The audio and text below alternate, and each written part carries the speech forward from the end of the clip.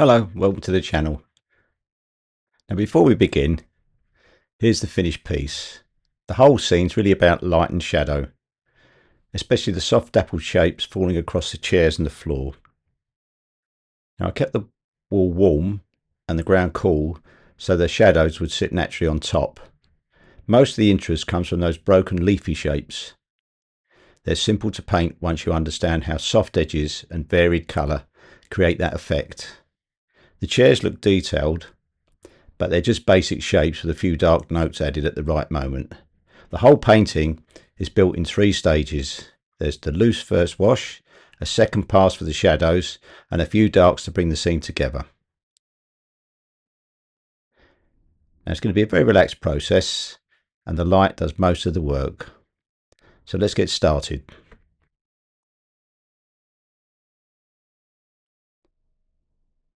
Right, starting at the bottom left, mixing up raw sienna,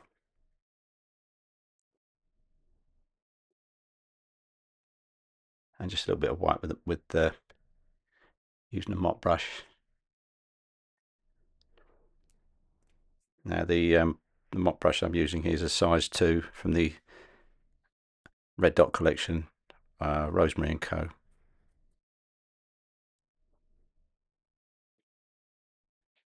Quite loose and watery. Just bringing this lower area, a kind of a plinth at the back there, and just leaving the white cushions of the chairs as I go across. Not being too fussy with keeping things particularly straight or anything. This is a very loose drawing, or very loose painting I should say.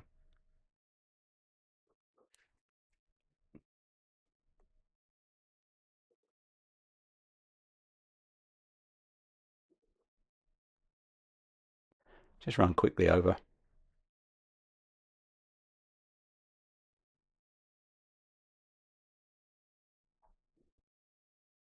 And on the top left, same colour.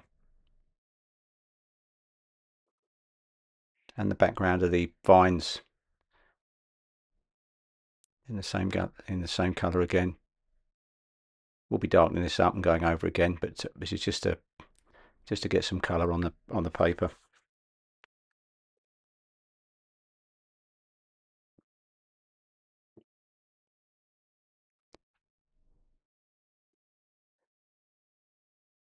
And then varying the tones as we go from right to left.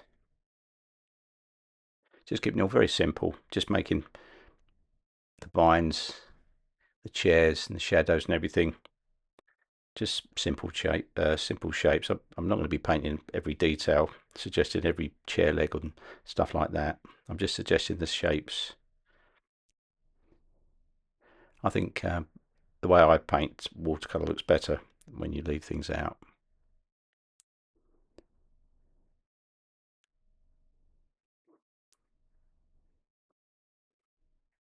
Nice warm burnt sienna, dropping into that wet into wet.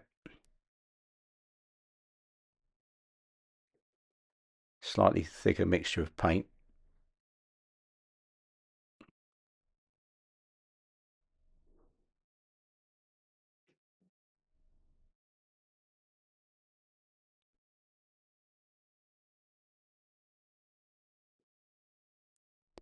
And just echoing that colour in the start of these shadows coming down the wall. And just putting some marks here and there with this burnt sienna colour.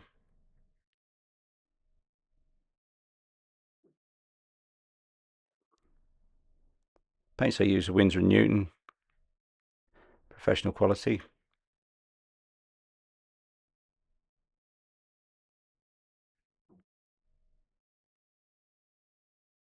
And the paper I'm using here is Saunders Waterford, £200 knot paper for a change.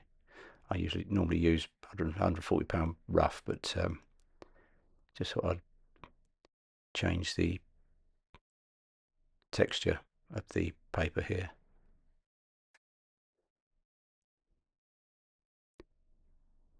Putting in a couple of plant pots there on the right and the left lower parts, just to anchor the central part, using them as kind of stoppers to stop the eye wandering out the side of the painting. You can see where I'm going with this, just building up layers, not being too fussy with my shapes. I've done a outline drawing, which would be helpful for you if you struggle with your drawing and you want to just get on with the painting. That is available on my Patreon site in A4 printable format, which will make it easy if you want to use a light box or something like that. Tracing paper being another option. Keeping the whites of the chairs there still as I go along.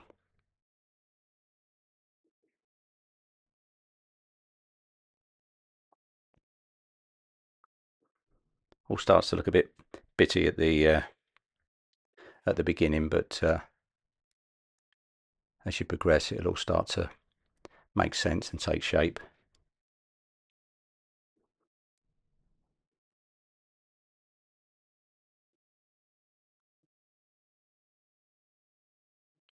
Now, a lot of this is about letting the paint merge rather than controlling every edge. I think that's what will give the scene this relaxed feel.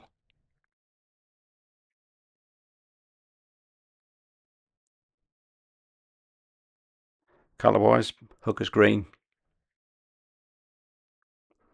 Payne's grey, French ultramarine, nice and dark.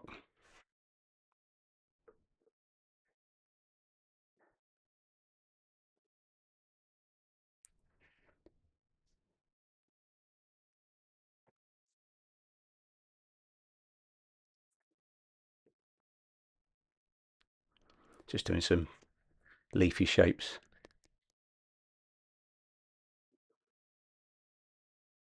Covering up a lot of this first wash now with this colour.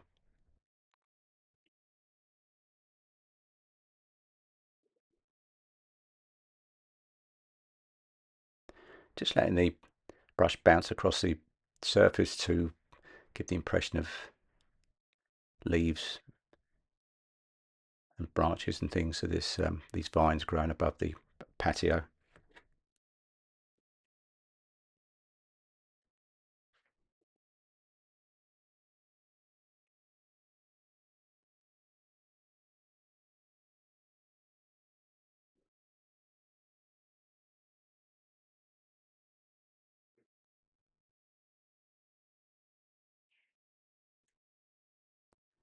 This is a very thick mixture of burnt sienna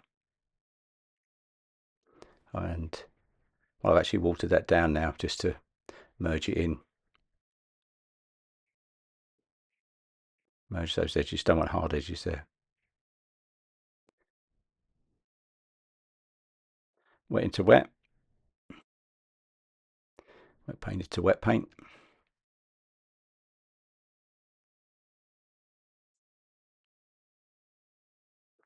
And just using some of this mixture of colour on my palette. Got a large plastic palette that enables me to do quite large mixtures and dip into some of the mixtures as I go over. I think that's right for the particular part of the painting. So John Pike palette, this is quite large wells for putting the paint in. Just trying to get a variety of shades and colours up there.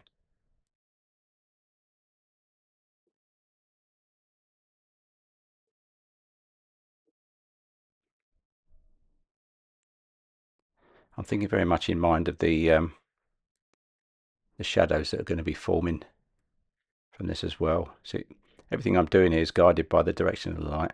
So I'm going to keep the shadows soft and broken so they feel like dappled sunlight coming through the leaves when I start on that. That's when the painting will really take off. Neutral tint, Payne's grey, going even darker now.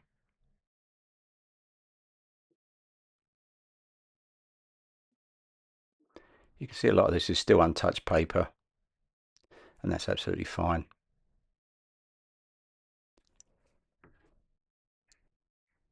Whitewash walls with shadows on.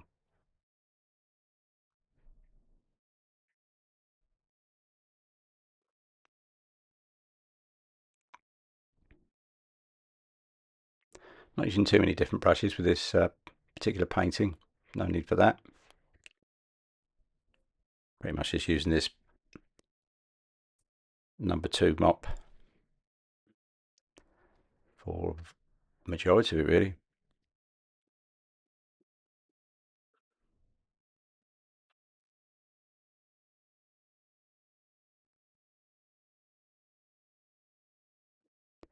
Bringing that down towards the plots of the pot of plants on the right hand side there. Thinking about shapes as well. Nice interesting shapes. Trying to make sure no two areas look the same. And everything's going to be connected when these shadows come into play. So there'll be that connection, and then when you finish the painting and people look at it, their view will go round and round the painting, really, because everything's connected. Darkening up that floor area as well. Everything's drying lighter, so anticipating having to do some areas again.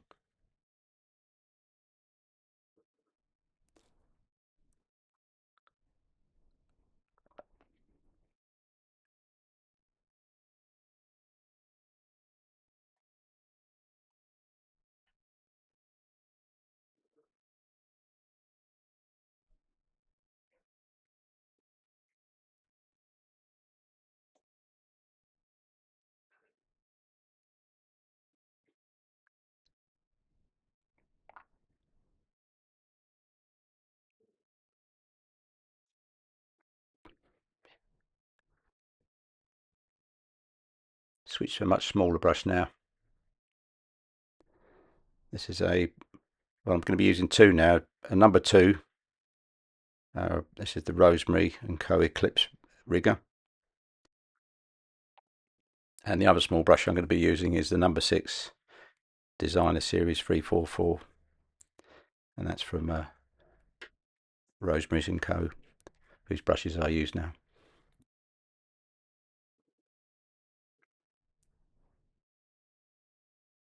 Just bringing this down with the rigger brush. Quite a bit of work to do with this rigger brush.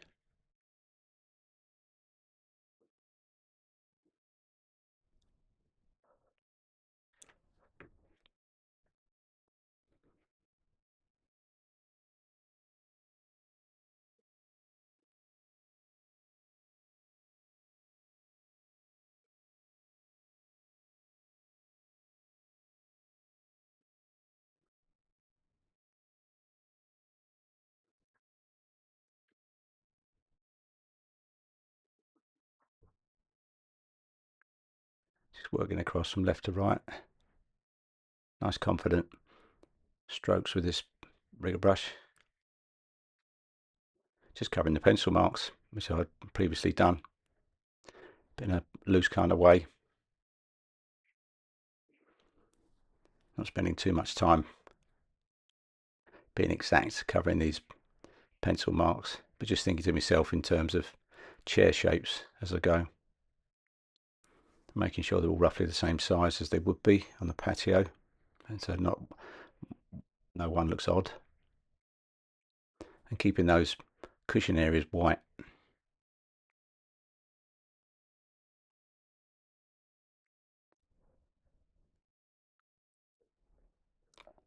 And putting this furniture in will anchor the scene when the floor shadows go in.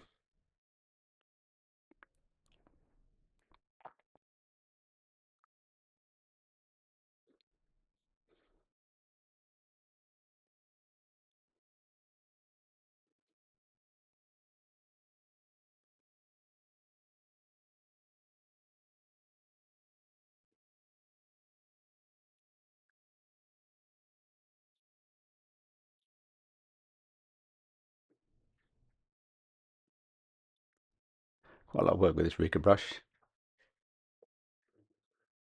Neutral tint, Payne's grey. That's the dark I like to use.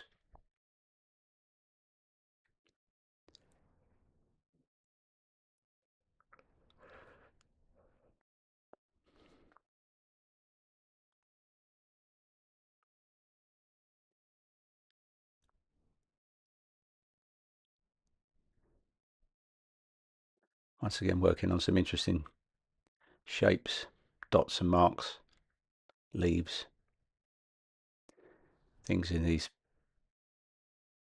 growth above the chairs, the vines.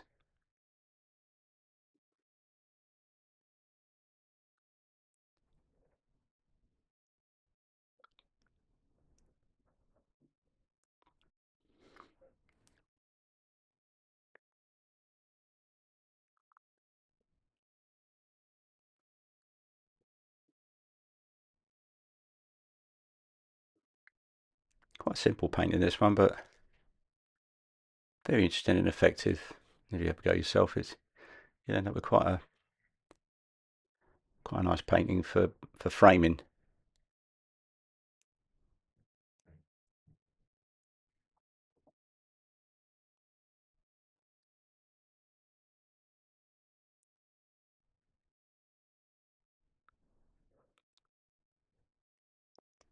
You can see how much work I've done with the rigger brush, quite a lot really.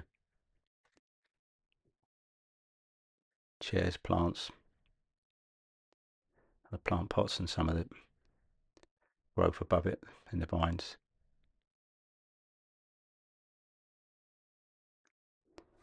Using the small brush now, the size 8, in conjunction with the rigger.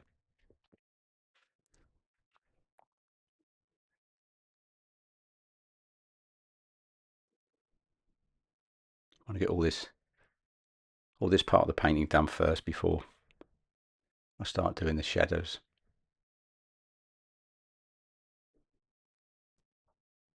And once you get all the vines done, the bottom part done, then I've already done the outline of the majority of the shadows there, but doing all this first just gives you an idea of making those shadow shapes correct to what's above. So if you go slightly different, just adjust the shadows accordingly. There will be dappled shadows there.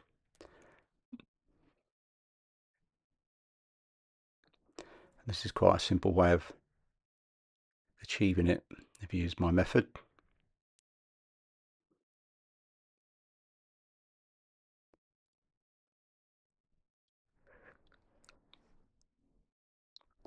Dipping into other colours as well, raw sienna, burnt sienna.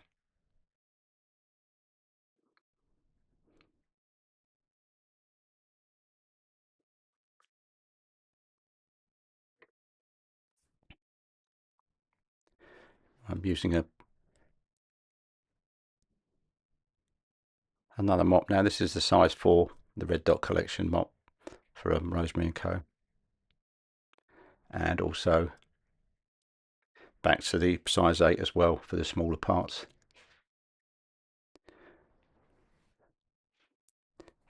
Very watery cobalt blue, just a little bit of alizarin crimson in. Good shadow colour.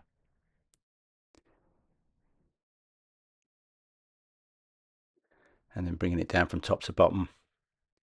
Trying just to do it in one pass really, and not going back on it. when you do shadows, you really only get one go. You have to go over it again, then it just starts to look a bit too,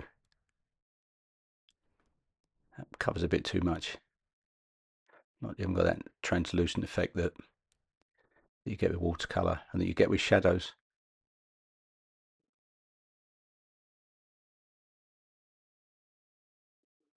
Bringing down these small intricate parts with a small brush. Don't need the big brush yet.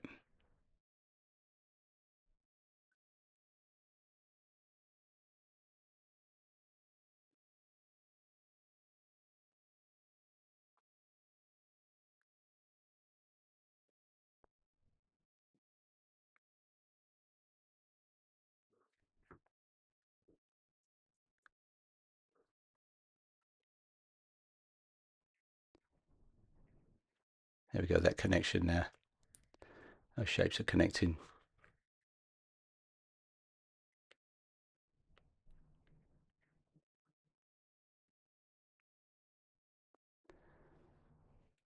Got the board in a slight angle, so the watercolour will flow quite nicely.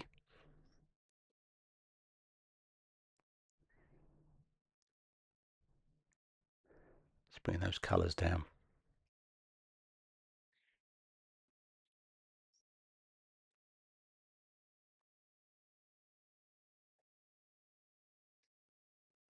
And there's some shadows on the left hand side there.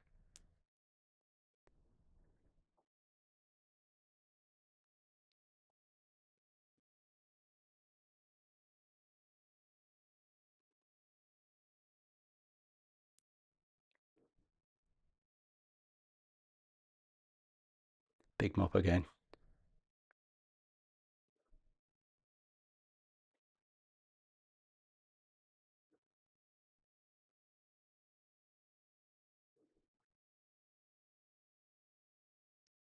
Putting in a very interesting shape here. Really adds to the drama of the painting, this outline. Just connecting with the existing outlines at just below the vines.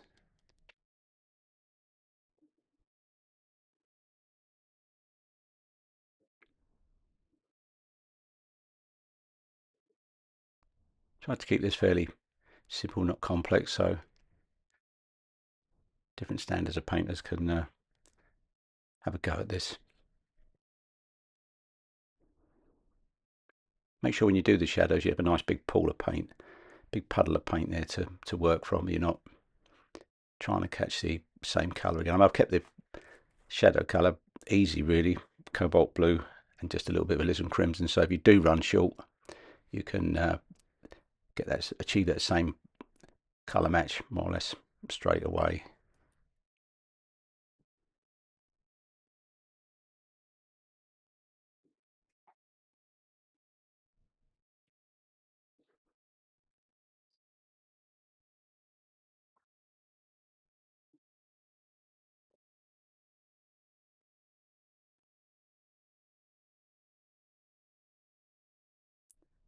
Now mixing up another amount of this colour. Doesn't have to be exact, but it will be similar, and this is for the floor area.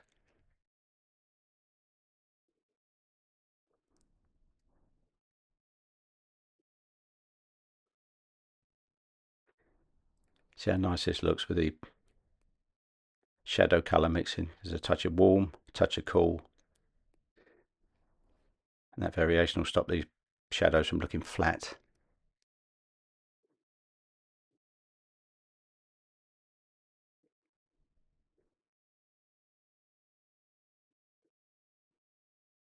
And just going back over with some raw sienna. Now if you do want to paint this scene with me, step by step, there's a full paint along pack on my Patreon channel, and there's everything there, reference photo, the outline drawing in A4 so you can print that off. There's the colour, mixes, materials, full lesson, and the link, so you don't need to take notes or search for anything. It's all there in one place. But it's be a nice relaxed way to do these paintings rather than trying to do it all from the painting itself. Put my signature on.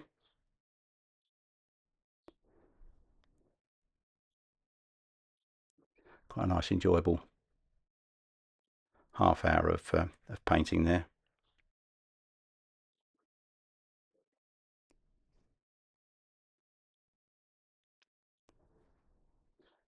So that's the whole process. Kept the shape simple, used warm and cool to create atmosphere, and let the dappled shadows tell the story. I think it's a relaxed painting, and once the values are right, the light does the work. Just taking the rest of the tape off now. This is just normal masking tape. And there we are, dappled shade. Thanks for watching, and I'll see you in the next one.